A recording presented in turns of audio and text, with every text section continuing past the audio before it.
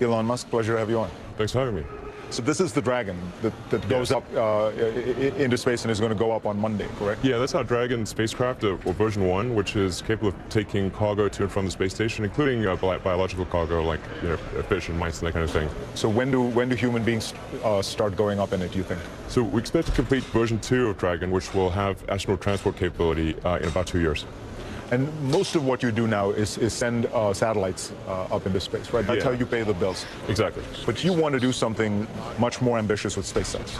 Yeah, I mean, the long-term aspiration is to develop the technologies necessary to transport a large number of people and cargo to Mars in order to create a self-sustaining civilization there. And that's really why I started the company, was because it seemed as though... To create the possibility for life on other planets. Yeah, exactly. I mean, it sort of started off when I was thinking about what to do after PayPal, and I'd always been interested in space, but I didn't think there was anything that an individual could do in space. I mean, it seemed like the province of large governments. But I sort of started looking into it, and I went to the NASA website to find out when we're going to Mars. Because it seems like, obviously, that is the next thing after the moon. And I couldn't find anything. So I was like, wow, this just seems very strange. Initially, I was under the impression that it was that we'd lost the will to do that, and I later came to the conclusion that I was quite wrong about that. I think the United States in particular is a nation of explorers. So you decide you want to try and do this, and do you look at it as why did you decide transport was the most important thing? I mean, I think people would regard living on Mars as that's the relatively easier thing. Yes, absolutely. So we could live on Mars. Just getting there is the problem. Yes, but right now getting to Mars is impossible. So it's kind of doesn't matter what you do when you get there if you can't get there. So the first order of business is to figure out how to get there, and it needs to be in a way that enables large numbers of people and cargo. It can't just be like a handful of people, because that's obviously not going to create a self-sustaining civilization. And Apollo was an amazing, inspiring thing for all of humanity, but the last time we went to the moon was like 1973 or 04, I believe. So we don't want to just have flags and footprints and then never go to Mars again. If we just have one mission, that will also be a super inspiring thing, but it's not going to fundamentally change the future of humanity. So you have this Grasshopper rocket, which unlike most rockets, which can't, which are not reusable, this one gently comes back down in a kind of vertical land. Yeah, absolutely. You can see the videos of this on the SpaceX website.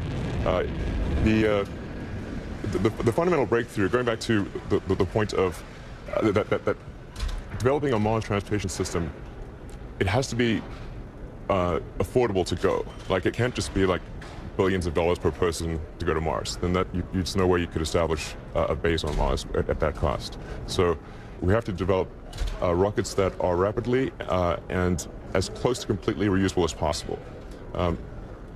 As an example, the Falcon 9 costs about $60 million. It's sort of like a jet, it's like, but the cost of the propellant is only about $200,000. So it's just like, you can imagine how expensive it would be if you had to buy a new plane every time you went somewhere. Very few people would fly. But refueling a plane is pretty easy.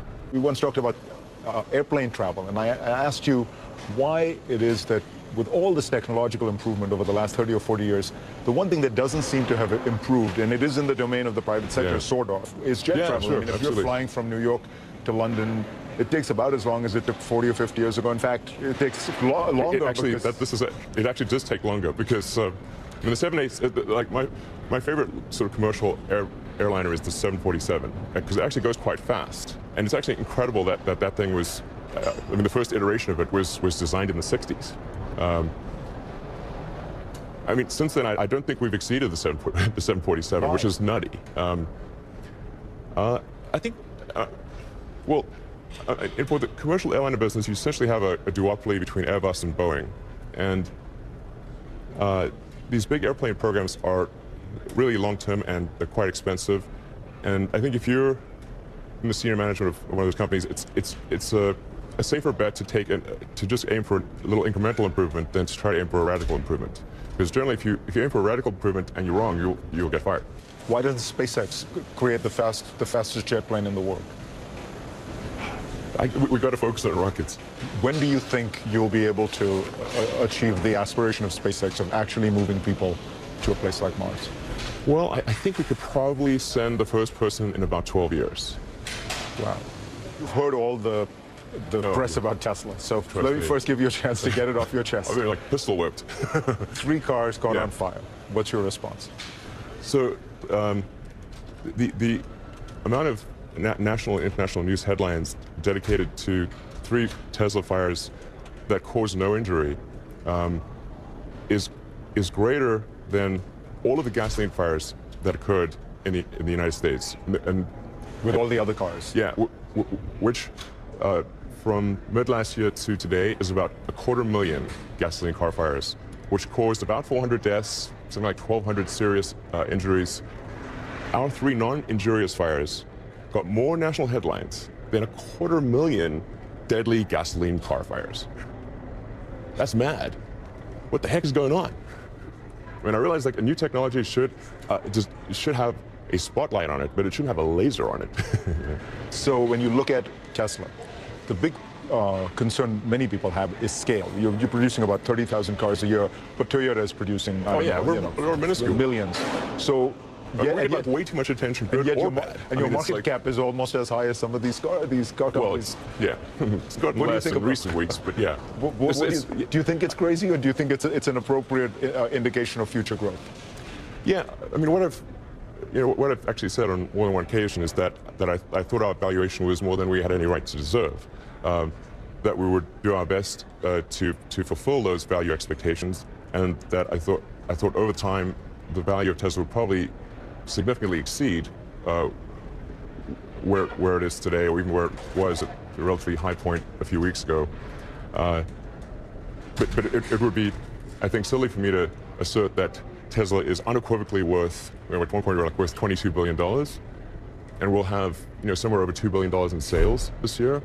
That is an enormous amount of credit for future execution. The heart of what interests you about Tesla, at least as I recall when we've talked, is that it's not a compromise, that a hybrid is something of a compromise between an internal combustion engine and a battery-powered engine. And exactly. Here you can do it cleanly, but batteries just aren't that powerful enough, and they don't seem to improve enough to imagine a world powered by batteries, right?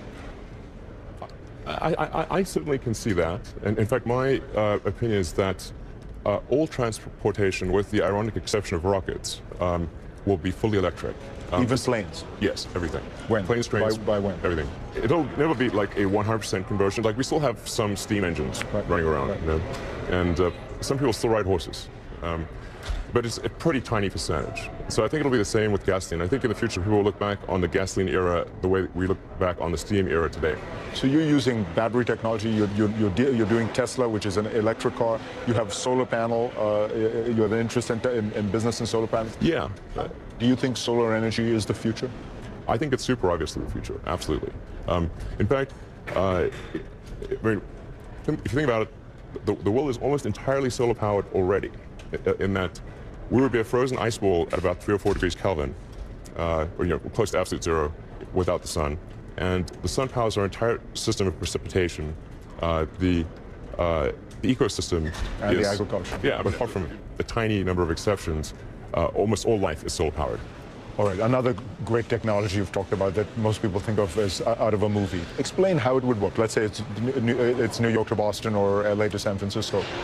I get into a tube, and it's almost like air hockey. The way it works is I strap myself into a seat and... Well, it's it would actually feel maybe like the Space Mountain ride at Disney World.